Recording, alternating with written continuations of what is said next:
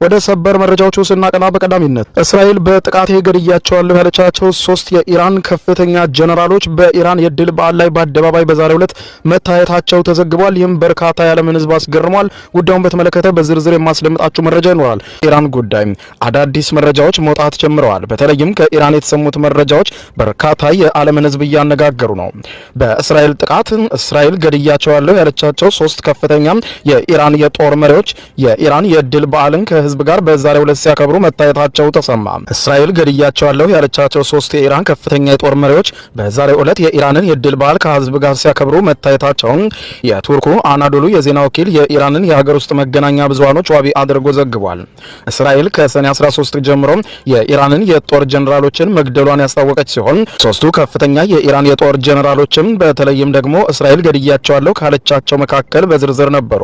በኋላም ኢራን የድል በዓሏን ስታከብር ከህዝቡ ጋር መሃል መገኘታቸውንና የድል በዓሉን ማክበራቸውን የኢራን መንግስት መገናኛ ብዙሃኖች አሳይተዋል። ከዚህ ውስጥም አንዱ የሆኑት የእስላማዊ አብዮታዊ ጥበቃ ኮርፕስ ቁድስ ኃይል አዛዥ የሆኑት ብርጋዴር ጀነራል ኢስማኤል ቃኒ በበዓሉን ከህዝብ ጋር ማክበራቸውን የኢራቅ የሀገር ውስጥ ብዙሃን መገናኛዎችም ዘግበዋል።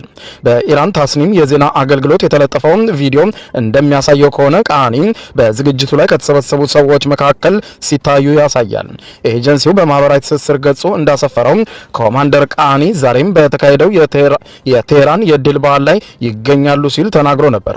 በዚህ ወር መጀመሪያ ላይ የኒውዮርክ ታይምስ ጋዜጣ ቃኒ በእስራኤል ጥቃት ከተገደሉት የኢራን ከፍተኛ የጦር መሪዎች መካከል አንዱ እንደሆኑ ዘግቦ ታሪካቸውንም ጭምር አትሞት ነበር። በተመሳሳይ የወቅቱ የመከላከያ ሚኒስትርና የአየር ኃይል አዛዥ የነበሩት ብርጋዴር ጀነራል አዚዝ ናስራዛዴን በሰኔ ወር መጀመሪያ ላይ በመከላከያ ሚኒስትር ላይ በተፈጸመው የአየር ጥቃት ተገድለዋልም ተብለው የነበረ ቢሆንም በህይወት እንዳሉና አሁንም በስልጣን ላይ እንደሚገኙ ታስኒም የዜና ወኪል ዘግቧል። የአያቶላ አሊ ካሚኒ ከፍተኛ አማካሪና የደህንነት ዋና አማካሪ አድሚራል አሊ ሻምካኒን እንደ አውሮፓውያን አቆጣጠር ሰኔ 13 ቀን 2025 ዓ.ም በእስራኤል የአየር ጥቃት መሞታቸው ከተነገሩ አንዱ ነበሩ። ነገር ግን በድል በዓሉ ላይ መታየታቸው በርካታ የዓለምን ህዝብ አነጋግሯል። ይህ